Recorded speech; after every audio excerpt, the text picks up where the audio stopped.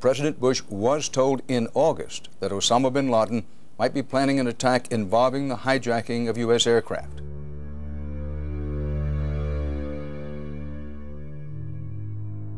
Dan, it was a revelation that the White House had no intention of making public, and officials spent the entire day in full damage control. I don't think anybody could have predicted that they would try to use an airplane as a missile, a hijacked airplane as a missile.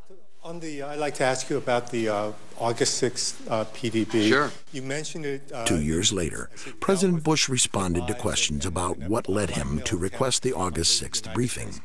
Yeah. Ed, I asked for the briefing, and the reason I did is because there had been a lot of threat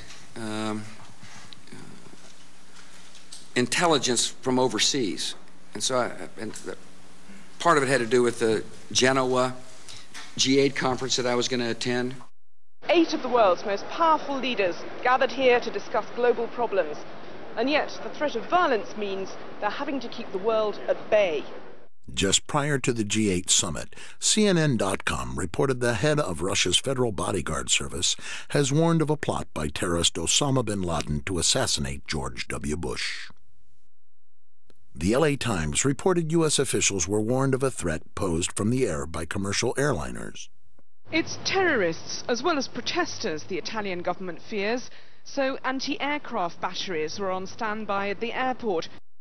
Condoleezza Rice was present there, President Bush, Ari Fleischer, Karl Rove, President Bush's own family. They were going to sleep on a boat so that a plane couldn't go into a building. This floating resort will be home for 3 days for the G8 leaders, necessary for their safety.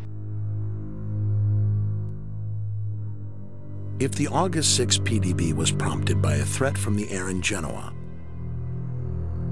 clearly President Bush, his spokesperson Ari Fleischer, and his national security advisor Condi Rice were more than aware of the threat of planes as weapons, but the news media appeared to miss the lead.